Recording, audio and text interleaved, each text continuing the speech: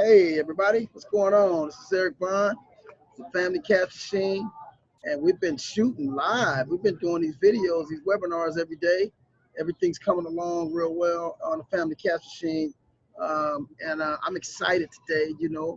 Bitcoin has been going up, and I'm excited to be living in a time, you guys, where money is transcending. Money is actually transcending today. I'm so excited to be living in this day and time. And it's a very interesting time to be living. And money is about to actually transcend the definitions that some of the public have as far as what money is. And wealth is about to be transferred on a massive level, a massive scale. And all those that's paying attention, guess what? To what's going on, it's just fair game right now. It's fair game, and anybody can grab some of this wealth if you're paying attention to what's going on in the world. And so it doesn't take rocket science, but it is forcing everybody to kind of change their definition of what money and value is. Now, yesterday, I think we did a great job making people understand that money is not. I gotta mute you, strategic man. You got a little noise there. And so money is not just some physical object. I mean, we need something physical to actually be able to understand things that's happening in the non-physical realm.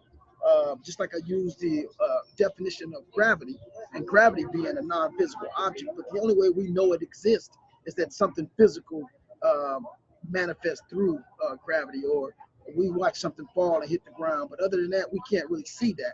And it's the same thing kind of with money. Money is really a non-physical object because money is value. It's an exchange of value. But we did that yesterday. We're gonna talk about something different today. And like I said, it's very exciting for me to be living in this time of day and age where money is changing and it's transcending. And a lot of people are going to get lost in this definition and understanding this thing because we've never been forced to really learn what money is. Now, the sad part about it is those that's not understanding what's going on about and what's finna go down. Okay, they're kind of living in the dark, and many people just can't seem to figure out what's going on, what's wrong right now with their finances, and they can't really put a finger on it. And they know something is wrong, but they just can't figure it out right now. So the Family Cash Machine is designed for those who need a solid answers about what's going on in the world. And although we have been teaching this about 2 years or so, all of us have been teaching this about 2 years. Um, this has just begun. It's like the journey is just really starting for us. Our journey is just haven't even started yet because again, everything seems to be okay at home. People think money is okay. There's no problem with money. I don't know why people call me doing these webinars all the time, and they know I do this every day. But anyway, I just gotta blank that out of my mind. Blank that out your mind, Eric, and focus on uh, this particular video that we're going to put together right now. And I wanted to share something with you guys today. Some news, some news here. Let's go to some news right now. On Tuesday, yesterday, Bitcoin briefly breached $8,500. And so all these people out here that's been saying that this thing is not going to work, it's not going to last. It's interesting because it broke 8,500 yesterday for the first time since May, and while it has pulled back several $100s, it's only at I think 8,200 or something right now. Nevertheless, it has risen 10% in the past week, and 29% over the course of a month, as noted by Maddie Greenspan, a senior market executive analyst for eToro. This rally was fueled in the spot markets by the by usual suspect traders in Japan and South Korea, and that's probably why Roger Ver now is in Japan because a lot of momentum is moving in Japan right now, and Roger wants to be where the action is. Roger wants to be where the money is. Roger is the owner of Bitcoin Cash, and he's very adamant about making sure Bitcoin is able to be used as cash and used every day in transactions. So he makes sure that he keeps the fees low. He makes sure that he keeps the transactions fast, because that's the main thing when it comes to currencies is just usability. And so this current surge right now is interesting because let me go back to this article. It says that that's not to say that the U.S. was absent from the rally. See, the U.S. is in this rally. Greenspan said trading data from Chicago-based derivatives exchanges. There's only two exchanges right now trading Bitcoin. It's the Chicago Mercantile Exchange and the Chicago Board of Options and Exchange. The only two Bitcoin futures hit volume of 12,878 contracts on Tuesday. Now remember, you guys, back in December, the Bitcoin contracts reached 15,000. I think December 17th, there was over 15,000 Bitcoin futures contracts sold. It was the biggest day ever. No, excuse me. I'm sorry. Let me rephrase that. There was 15,000 contracts sold that entire day. Not just Bitcoin contracts, but contracts all over the Chicago Board of Options and Exchange. But there's been over 12,000 Bitcoin contracts alone sold. 12,878 contracts Tuesday. The equivalent, are you guys ready for this? 64,390 Bitcoins. Okay? With the notion value of, are you ready for this? How much you think that's worth at the time of sale? $530 million. It was $530 million of Bitcoins transacted yesterday. And so a lot of people are saying this wasn't going to last, and this is just something something just fleeting, and it's a false thing. It's not have any value. This is a fake currency. But it sure is interesting that Wall Street is positioning themselves, and they want a piece of this action. And so this is why the family cash machine was created. And we were created so we can make sure that average people don't miss one of the greatest exchanges of wealth ever in the history of the world. Now, I do want to say this. That's 64,390 Bitcoins. Each contract represented 5 Bitcoins. So there was 5 Bitcoins per contract over 12,878 contracts. Listen, traders exchanged 7,138 contracts, each equivalent to 1 Bitcoin on the CBOE, the Chicago Board of Exchange. Okay, on the Chicago Board of Exchange, there was over 7,138 contracts, equivalent to 1 Bitcoin, bringing the U.S.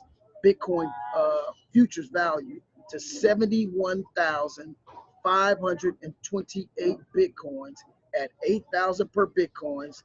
And so on Tuesday opening, settlement prices on the Chicago Mercantile Exchange, August futures, this translates into a daily value of $572 million. Now, I just wanted to briefly take a break on that, okay? Now, we see the big picture on the wall, you guys. We've been talking about this. And again, you guys, Family Cash Machine was created to make sure average people don't miss one of the greatest exchanges of wealth, I believe, in the history of the world, because this is an opportunity for average people to get in a position as money is changing and transcending into a whole different form, a whole different type of money is starting to create right here. And so this is what we are here for. And I just want to say this, because I say this every day, that it's the greatest exchange of wealth. And I say this every day that, I want to make sure that average people don't miss this.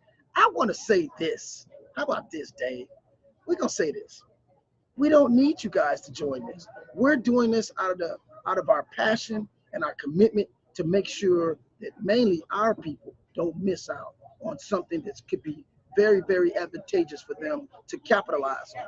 That's why we're doing this. But we're going to be all right. We don't have to have anybody join this thing, because we're going to be positioning ourselves, and we've already been doing it for the last 2 years. We're going to continue to position ourselves to capitalize some of this wealth that's being transferred, because we on top of the game. We're ahead of the game, actually, and we're creating a platform for a whole lot of people to come in and learn this technology, just out of our compassion and our desire to teach people and to make sure that people could position themselves. And it doesn't matter what your race is, it doesn't matter what your educational level is, or how much wealth you have or don't have.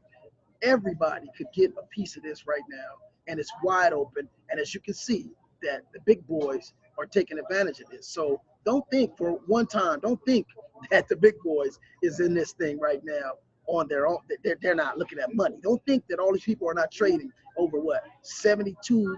What was that? Let me look at that number.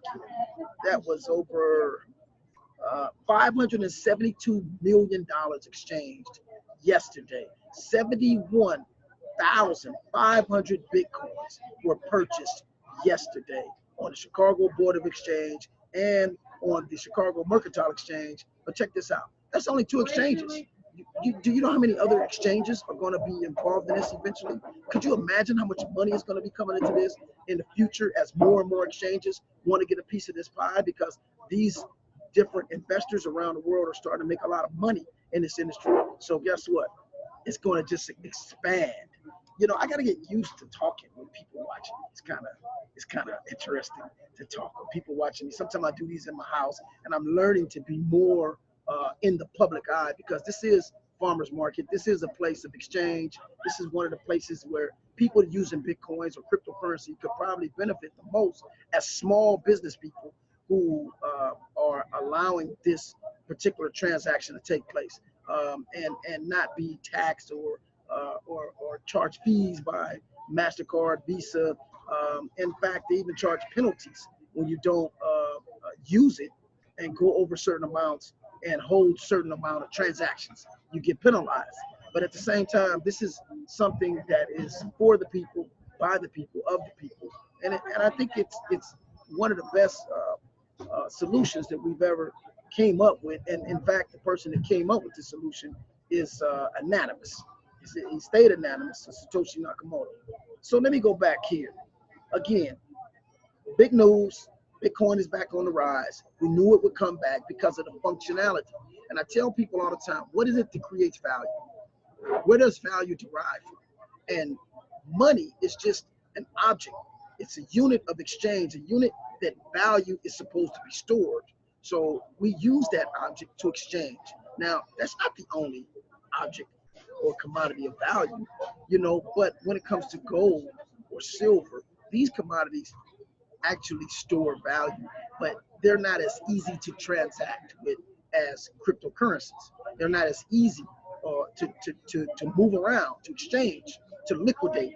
And so that's why they don't really make for good currency, because you can't really send a bar of gold, across the country real fast. Somebody's back there just waving and waving and waving. And so, yeah, you can't exchange those really fast. And so, hi, you guys, y'all just in the mirror. You can't exchange those real fast. So, this cryptocurrency, this digital product is allowing us to transact in Godspeed across countries, across demographics, across different political places and all of that. And so I'm glad they're having fun in the background. Just let them have fun. But I want to say this. I want to say this also is that according to, let me say that. I was watching something that Mike Novogratz said. Mike Novogratz is a hedge fund trader, and Mike Novogratz was a billionaire, and he's a smart guy. He came into the cryptocurrency space, and Mike Novogratz is saying now that the cryptocurrency space will exceed over $800 million in the next 12 months. And I think he's on point with that. So again, you guys, we're talking to the public out there. Anybody out there that's trying to figure out what's wrong, what's going on right now with money, and why am I not having money? Why is money so hard to get right now? This is what we're talking about in the Family Cash Machine. This is a question you must ask. If you don't ask the question, how are you going to get the answer? You have to ask the questions. And so this is what we do on the Family Cash Machine. We created this team to make people ask these questions that they don't want you to ask. They want you guys to just go along like everything's okay. And the problem with the accepting of currency that a government or banks have created for you is when these countries go out of business or they go into default, you guys are stuck with that currency. And this is what people think can't happen here in America. It can happen. It has happened.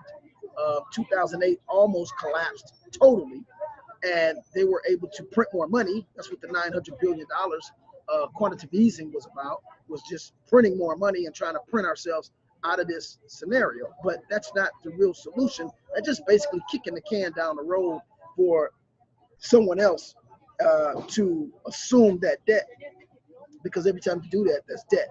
Okay, now I wanted to talk about a little bit the psychology of cryptocurrency, and I want to talk about the psychological effect of cryptocurrency and how a lot of people are now starting to psychologically kind of understand that cryptocurrency is possible, and so it's changing.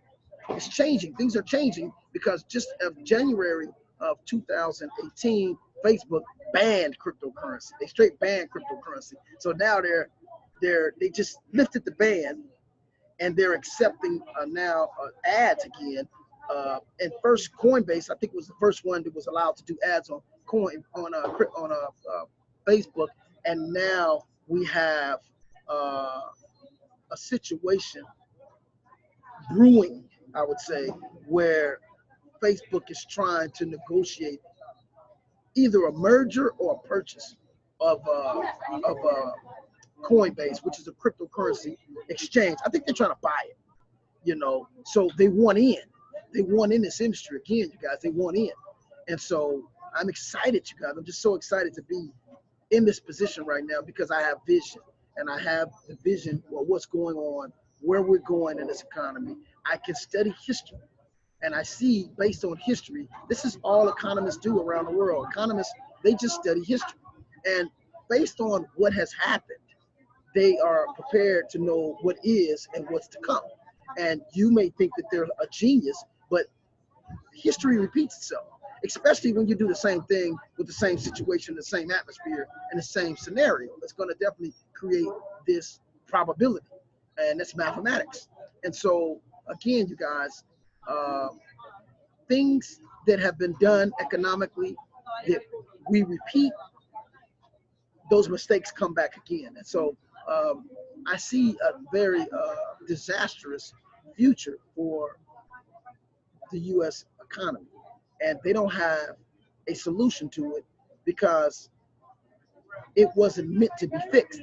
It was meant to extract wealth from the people. It was meant to continue to keep you in a rat race. It was meant to keep you in debt. It was meant to create debt and just to borrow debt.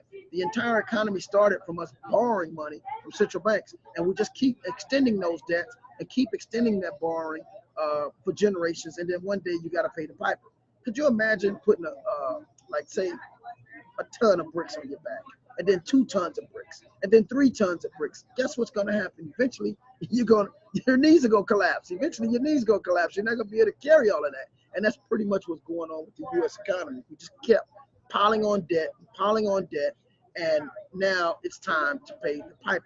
And you can't just keep printing money because you have to have something that gives that money value. And people think, oh, well, they could just print money. No, they can't. They have to have something that gives that money value. And that's really what it is. So I'm going to go ahead now and talk about a little bit more of the psychology of money. We talked about it a little bit yesterday, but today, it's almost like they've been lullabied to sleep. People just don't think there's a problem. And I was watching some disturbing news about Donald Trump and how he has started this trade war now. And this trade war, I think he charged like 25% tariff. There's a 25% tariff to get products into America now. There's a 25% tariff. And so now what the news is saying is he didn't see the other side of it. I think I said that a couple of weeks ago. The other side of this thing was okay, let's say Dave Lyons is a manufacturer in Hong Kong, and Dave Lyons is looking at a 25% tariff and to get his products here. And now there's a demand for his products. So he's not going to stop sending his product. So what is Dave going to do? Is he going to eat that 25%? No. Dave is going to increase his product price to cover the tariff and to still make a profit, because this is what manufacturers and producers and products are in business for, to make a profit. So he's going to pay the 25%. He's going to go up to 40% on his products to cover the 25% and to still have profit there for his company to continue to produce these products. Okay, now, who's going to pay that 40%? the consumers. And so this is going to create a huge problem around the world at a time when people don't have the extra reserve currency or cash available. They're struggling, living day to day, check to check, and how are they going to pay for these products that they need, like these earphones that I have? These weren't made here. These probably were made in Hong Kong or China somewhere, Taiwan, Pakistan. These countries make most of our electronic products. Let me see. What is this? I got a product right here. This is made in the Netherlands. This particular camera that I got right here that I'm talking on is made in the Netherlands. So they're going to be subjected to tariffs as well. It's pretty much anything that you guys look at, any product, any phone that you have next to you, any lamp or any furniture that you look at, probably was not made here in America. So therefore, what's going to happen is prices are going to go up on the products that you need every day, and that's not going to fare over well with people who are out here struggling already. Now, why is it that the family cash machine is so adamant about what we're doing? Now, I said about a year and a half ago that the family cash machine is looking for leaders. We're not looking for followers. We're looking for leaders. So those of you that's watching this video that are interested in what we're doing here, question yourself as to what is it wrong? What's wrong in the world? What is it that's a major problem in your life right now? And most people will say money. That's what most people will say. And so it's not just money, it's information. It's the information that you don't have that is that's giving you the deficiency of currency, because you don't want to study currency. You don't want to learn about currency. So therefore, this is a major problem because you've been alluded to think it is what it's not. So we're looking for people that are leaders. And we're living in a time right now that is a constant change. There's constant change going on right now, and technology is creating a change at a rapid rate. And now it's money's turn to be disrupted. So in this major disruption of money,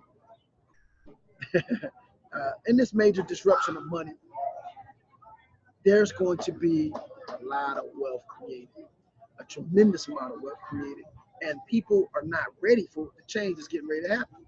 And so I wanted to take this time to talk about where we're going in this economy and how we can protect ourselves. And I'm going to kind of switch my focus from talking about just money and wealth. And let's talk more about protection. Let's talk about protection of wealth. Let's talk more about how do you protect your value? How do you protect what you own? And that's really what this is more about, because everybody coming into this space is not going to make money. Let's just be honest. Some people that come late are not going to make money. But I'm going to say this. This is more about protecting what you have earned and what you have from being extinguished in what I'm going to call a run on these banks. Because right now we're looking at a situation where fiat currencies are kind of running out of time, and we're going into QE4, quantitative easing 4, which means they're going to print more money. And so when they print more money, guess what's going to happen? All the products that you guys are already buying is going to go up. Not to add the trade wars, it's going to make things go up another 30-40%. Now you got a situation where there's more base cash in circulation, and this base cash is going to make the cash that's out there devalue even more. I'm going to suggest anybody watching this video and watching us right now, please go watch the video on YouTube about Zimbabwe. Go and watch how they hyperinflated themselves out of oblivion. And they got trillionaires in the streets saying that they need food. Could you imagine in America a trillionaire saying he needs something to eat? That's crazy, because their money is not worth anything. Their money doesn't have any value, okay, at all. So this is happening in America. People now are not wanting the American dollar. In certain countries in Africa, you'll go to jail for coming with the American dollar. Now China, what China is doing right now is position themselves as a world leader. And at one time, we had this situation where the American dollar was backed by oil. Now, that's not the case. We have countries now that's doing bilateral agreements with one another to trade with the yuan, or trade with the Russian money, or trade oil in Iraq for different commodities. They're not just accepting U.S. dollars anymore. They're accepting gold. They're accepting whatever commodity of exchange that they want to trade for, which is going to devalue the dollar even more. So you don't have a choice if you are an American citizen. You don't have a choice if you're a European citizen, but to use the euro. So now you have a choice. You have a choice to use something other than that currency. You can use another currency that actually is appreciating in value. And as you guys just saw, Wall Street, Chicago Board of Exchange, Chicago Mercantile Exchange, and Goldman Sachs, all these companies are now coming into this industry and putting billions of dollars into this new industry that's going to amass a lot of wealth and a lot of value in this particular currency. So it's your choice. Like I said, we're not begging anybody. We don't need anybody to make the change and transition. Things are transitioning themselves, and you're gonna have to recreate how you think. And if you're not recreating how you think, you're gonna be left behind. And I like to use the terminology. You're gonna end up becoming financially extinct. That's kind of what's gonna happen. And I'm studying carefully what's happening in Venezuela. I'm studying carefully what just happened in India, and people don't think this can happen in this country. And the writing is kind of on the wall. And all the economists, Mike Mahoney, Rickards, all the different economists are talking about the position that we're in right now in this economy. And so it's just going to happen. It's inevitable. It's just a mathematical equation. And so I'm so excited that you guys understand where we're at, what's going on, and position yourself to be in a position of the exchange of wealth. And so I'm going to open up now for some questions and answers from the team. And I wanted to hear from Neil about his current position, because I know Neil is trading right now. Neil, could you give me some status on your current position and what you're doing right now? I'm just going with the flow. I see Bitcoin dominance is going up, so I switched most of my portfolio over to Bitcoin because a lot of the altcoins stopped jumping. Now I want to tell you something with that 70, what is it, 700, $572 million traded yesterday. That's going to cause the market to kind of stall for a minute. Because remember what options and futures do. They kind of put the price in check. So it's so predictable what's going to happen. That's why we're making so much money, because this thing is so predictable. We know exactly what's going to happen, when it's going to happen. It's not like trading Forex or trading U.S. currencies. I used to trade Japanese yen, Swiss francs, those marks. It was so hard to predict those currencies because there's so many different mitigating factors with a currency. But with cryptocurrency, it's so easy. It's like taking candy from a baby. It's so easy to predict these markets because the trends are very predictable. So what happened in December, you guys, when they started the first futures contracts in Bitcoin? What happened to the market for the last 3 months, 4 months? I think it went into a bearish market. It started dropping. Exactly. Went to a bearish market. Now you're telling me we just sold more futures contracts than we did in December. So it's going to, again, put the price in check. But the other thing that's going on is Roger Ver is creating a lot of momentum in Asia. And Asia is what actually made this market boost. Now, I need you to mute Strategic Man. You got a lot of feedback there. And so Asia is what's pushing the market right now. Asia is using a lot of digital currencies. They're not really using a lot of fiat currencies. In fact, a friend of mine just actually came from China, and when she was there, she didn't see anybody exchange cash. They were using their phones to transact and do transactions out there. And so in Japan right now, in Tokyo, they're using digital currencies. They're not really using a physical currency. And it's a trend. It's like trendy. And so they're actually pushing the market right now. And Roger Ver is making a lot of alliances with the Bitcoin Cash. He's making a tremendous amount of alliances, and he motivates me. I'm actually very motivated to see how he's adamantly making sure that Bitcoin can become cash around the world.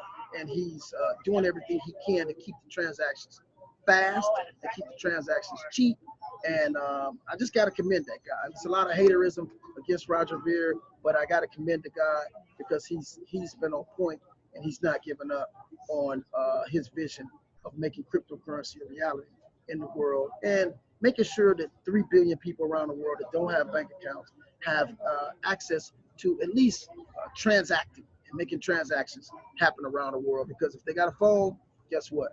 They have an ability to transact. Now, I want to see who's on this phone. Everybody on this call right now is pretty up to date, but I did want to do a transaction over the phone, and I want to send somebody $1 right now of Bitcoin Cash. And the reason I'm using Bitcoin Cash because it's faster and it's cheaper to send.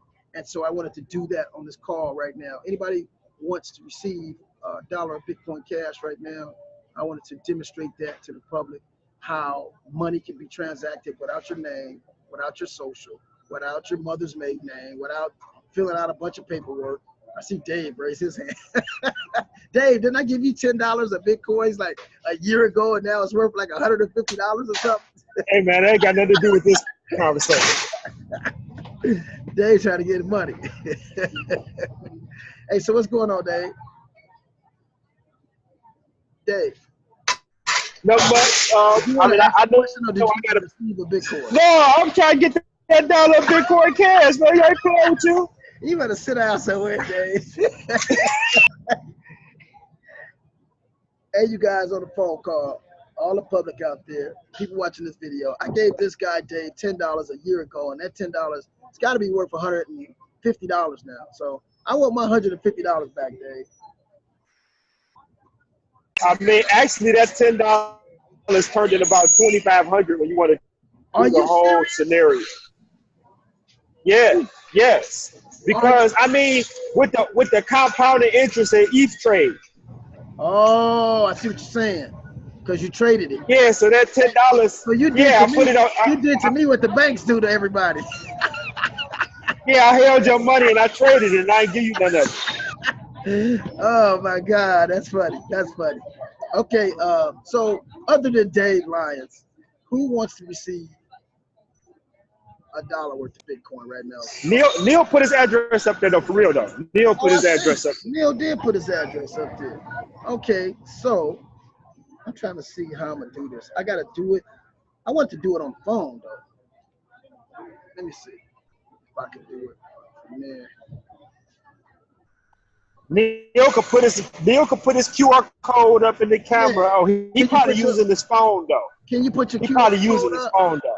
I see Miss Jackie raised her hand. Is that Miss Jackie? What's going on, Miss Jackie? Hello. Hi. You know what? I'm on my phone, so it won't work for me. I'm on my phone in the restaurant. Oh, I see what you're saying. You guys, I wish Neil would have texted me that. Could you text me that, Neil, instead of put it up there? I think he put it up there for somebody else to send him money. One thing about cryptocurrency, he just put his public key up there. So anybody on this call can send him some money.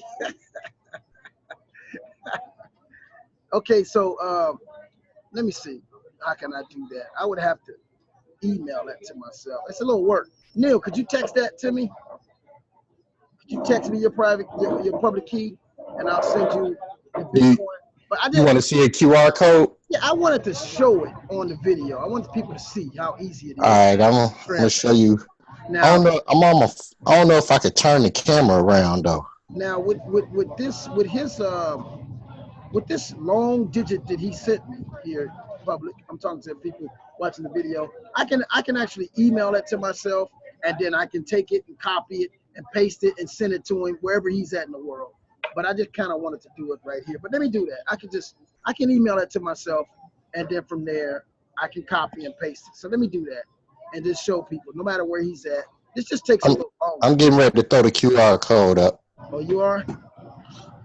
Okay, let me go to my Bitcoin Cash and send him some Bitcoin Cash right now on this call. Okay, where's the QR code? You're gonna show it? Let me know if you can see it. You see that? I can see it. Let me see. Let me blow it up. And let me blow it up. Let me see. Let me blow it up. Hey, Neil, you know what? As long as you talking, your screen to take over, and then everybody will see your QR code. So if anybody else can scan it for you too. Okay. Okay. Trying to get it straight there. Okay, so I'm sending. They don't even need to be straight. Send. I don't want Bitcoin. I want Bitcoin Cash. Let me see. Gotta get out of there. Bitcoin Cash. Bitcoin Cash. Boom.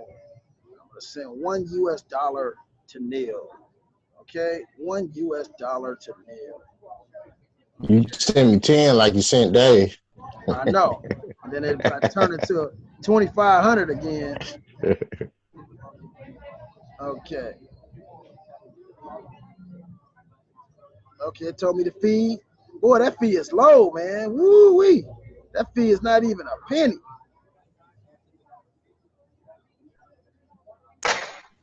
Continue. Invalid Bitcoin Cash address. Hold up. Man, that's what it says, Bitcoin Cash, right? All right, let me send you $1 Bitcoin.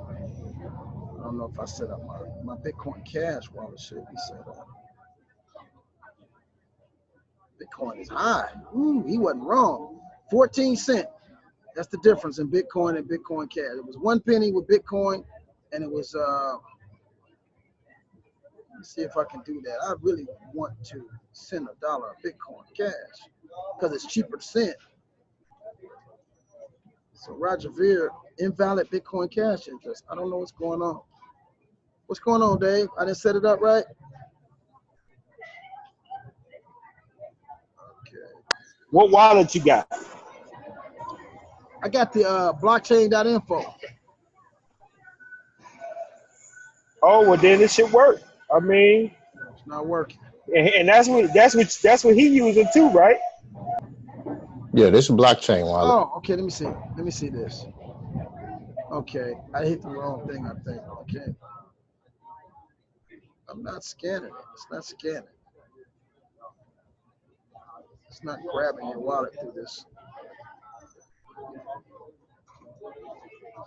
All right. It's not grabbing it through here, man. I can't. It's not grabbing it. Let me see. I see your code right there, but it's not scanning it for some reason. I don't know if it's the light. It's not grabbing. All right. That didn't work. Let me see. 1 second. 1 second. Let me try it again. That's it. Let's see this. Shit it. Scan it, but it's not. It's bad. I can't do it on my phone. So we won't be showing this video, huh? And look, we'll edit this part out. I know, huh? See, we'll edit this part out. Okay, let me try Bitcoin. For some reason, it ain't. You want to do Bit? Well, let me change the do? address to Bitcoin then. Did you do Bitcoin or Bitcoin Cash? That's the Bitcoin QR that's been there the whole time. I'm gonna switch it to Bitcoin though. Okay, cool. You should have seen how many people came and sat by me to try to ear hustle what I'm talking about. That's funny. It's hilarious to me. And in the background, voguing and all. I know how I can't probably show this video. Then one of the girls that don't like me, I don't know why, she come sit by me to see what the hell I'm talking about. I thought that was interesting.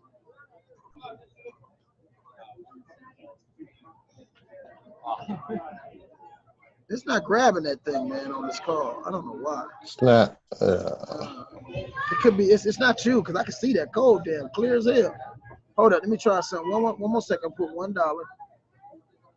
$1. All right. $1. Check. Continue.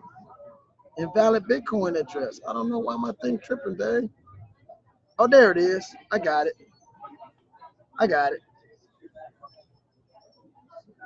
All right. It's saying invalid amount. What the hell? Hold up. I have to do that again. Boom. Okay. They're charging me 14 cents, man. All right. You got $1, my man. It's just that quick. So I'm gonna have to do. Did you hear it beep? Yeah, I heard it beep. So that's the $1. How about that? That was a painful demonstration. But guess what? Even in all those mistakes I made, and even all of the time that I took, it still was faster than doing a bank transaction. It was faster than me putting all my information in and giving them my ID and my social and my driver's license. It was still faster than all of that. It was still faster than me connecting my bank account to the Square and all of that stuff. And with that $1, guess what would have happened with the bank with that $1? They would have put a security alert on my account because that's what the hackers do. They usually take $1 and test to make sure that your card works, and then they run them up. So when banks see $1, $2 card charge account, they usually put your card on fraud alert and stop all your funds. And it's embarrassing, man. I've been in Beverly Hills before at the UGG store with my daughter and bought her some Uggs, and Uggs are quite expensive. And I'm feeling good. I'm in line and get to the front of the line and excuse me, sir, your card was declined. That's the most embarrassing thing, even though I knew I had some money, it was people standing in the line like, you ain't got no money, get out of the line. But I had to call the bank and, clear up all the transactions and stuff like that. But it's embarrassing. It's embarrassing. I don't have that problem with my BitPay, my Bitcoin card, or I wouldn't have that problem if I was doing it like I just did with him. I could have scanned it. I think it wasn't picking it up because I didn't have my I didn't set it right. But I still would rather pay 1 cent. So Roger Veer's right. It was 1 cent versus 14 cents. So to send $1. How much percentage is that? That's what, 1,400% difference in price? That's a big damn difference. And that's what he was talking about, is his transactions are cheaper and faster. Well, for some reason, I couldn't do a transaction with Bitcoin Cash. I got to look at my phone. Maybe I don't have my settings right. Oh, I'm sorry. I know what it was. Duh. I didn't move the money to my Bitcoin Cash wallet. I should have just moved it to that wallet. That money was sitting in my Bitcoin wallet. Duh. So I would have had to convert it. And you can do that in seconds on your phone. Just convert it to Bitcoin Cash. I didn't convert it. I should have had to. I think they got Shapeshift on blockchain info. Dave, is that right? They got Shapeshift. I don't know if they got Shapeshift because you know what? I stopped using blockchain.info when they had my account held up for a week for that transaction. I stopped using it and I started using my BitPay wallet and Coinomi and stuff like that. But I don't know if they got Shapeshift or not. Miss Jackie, did you have something you want to say? No, I didn't. I'm good. Okay, and that's about it for today. I see Hey, Bitcoin. Eric, I wanted to say something, a quote from a book, if it's okay. Go ahead. I've been reading this book called The Bitcoin Standard, Okay. and I don't know if anyone else has read it, but this is one of the best books I've ever read, and almost the chapter 8 is almost everything that you have gone over in the last year or so. So I'm going to read a quote from this the inventor of the Merkle tree data structure. His name is Ralph Merkle. This is a quote from chapter 8, and he describes Bitcoin in a way that I've never heard it described before. So he says Bitcoin is the first example of a new form of life. It lives and breathes on the internet. It lives because it can pay people to keep it alive. It lives because it performs a useful service that people will pay it to perform. It lives because anyone, anywhere can run a copy of its code. It lives because all the running copies are constantly talking to each other. It lives because if any one copy is corrupted, it is discarded quickly and without any fuss or muss. It lives because it is radically transparent. Anyone can see its code and see exactly what it does. It can't be changed. It can't be argued with. It can't be tampered with. It can't be corrupted. It can't be stopped. It can't even be interrupted. If a nuclear war destroyed half of the planet, it would continue to live. Hmm. Uncorrupted, it would continue to offer its services. It would continue to pay people to keep it alive. Okay. The only way to shut it down is to kill every server that hosts it, which is hard because a lot of servers host it in a lot of countries and a lot of people want to use it. Realistically, the only way to kill it is to make the service it offers so useless and obsolete that no one wants to use it. So obsolete that no one wants to pay for it. No one wants to host it. Then it will have no money to pay anyone. Then it will starve to death. But as long as there are people who want to use it, it's very hard to kill or corrupt or stop or interrupt. Hmm. That was one of the best descriptions I've heard of Bitcoin, Now, who's the and author? I'm willing to buy a copy of Author? the Who's book the for author? all of the members on the team. Who's the I just author? don't know how to get it to everyone. Who's the author, Joe? Um, Safadine Amorous. Sounds like It's called the Saturday. Bitcoin Standard. He's an economist, but most of the beginning of the book talks about money, the history of money and stuff like that. When you get to chapter 8, he goes into digital currency and he makes some very, very, very good points. Good. So I'm willing to get the book for anybody who wants it. Just tell me how to get it to them. I want it. Okay. How do you want me to get the book to you? You can actually mail it. I'll text Me you too. my address. I'll Okay. text you an address to send it to. Okay. Yeah. And if anybody Me wants it, I'll just three. order He said a me group of three. books. You can Yeah. send it to Strategic Man's address. I'll give you. Strategic Man, you don't want the book? He said he'll buy it for you. Oh yeah. Okay. Hey, so how you want me to get you my? I think I still got your number saved, Joe. I'll try to send you a text message, or if you got mine, text me so I can respond to you with my address. Okay. Okay. Yeah. Anybody could text me that address, and then what I'll do is when I order the books, I'll just have the book shipped to their address. Okay, cool. How do I text you the address? Um, Eric, you could Yeah. put my number in the queue, and everybody could just text me their address, and I'll send it. I'll have the book sent to them.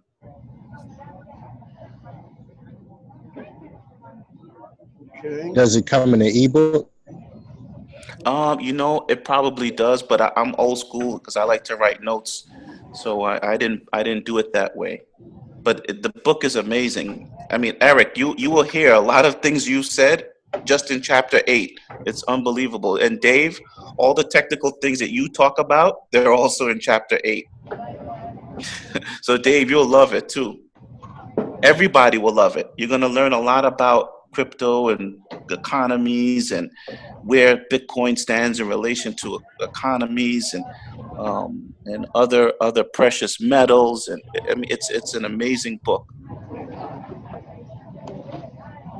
Okay, that's the right number, Joe? Yeah, you just have to take out the zero. I don't know why 914. that zero came in there. Yeah. I don't know how that popped in there. Oh, you know how? Because I put space. When I put a space, it came in there. Mm-hmm. Okay. That's the number right there, you guys. The zeros, just take the zeros out. And you have an extra 7. 774-5771. I don't know what's wrong with me today, man. That's okay. 5771. No, it's just doing that, Joe. Yeah, that's No, right. that's it. That's it. Okay. Yeah, I Mhm. don't know why I was doing that. Because when I push space, it just automatically adds a zero in there. Oh, okay. I don't know why it does that, but I don't know what extra 7 came from. Probably just pressed it. I pressed it too hard and something, or too many times. Okay. So I'm gonna text you, Joe, an address where you can send a book to me, and I'll go through it. How many pages is it? How many pages is it, Joe? Joe, can you hear me? Yeah, 270 pages. Okay. But chapter 8 is the most important chapter, Why you say that? Well, because chapter 8 is it focuses on digital money. So it kind of ties together a lot of the things he was saying in the earlier chapters about money and the history of money. could you read But the then chapters to me right quick? huh? Could you read the chapters to me right quick? Like, could you You just go you through the chapters right quick? Just like oh, the titles of the okay. chapters. Okay. The first chapter is money. The second chapter is primitive money. The third chapter is monetary metals. The fourth chapter is government money. The fifth chapter is money time preference. The sixth chapter is capitalism information system. The seventh chapter is sound money and individual freedom. The eighth chapter is digital money. The ninth chapter is what is Bitcoin good for? The 10th chapter is Bitcoin questions. Okay. Yeah, he covers money a lot. I've noticed that, and that's what we're doing in our classes initially too, because people don't understand money. They gotta understand that in order to understand what cryptocurrency is even about. Yes, but he tells what separates Bitcoin from anything else, any kind of asset, any kind of metal, anything. There's nothing ever created that's like Bitcoin.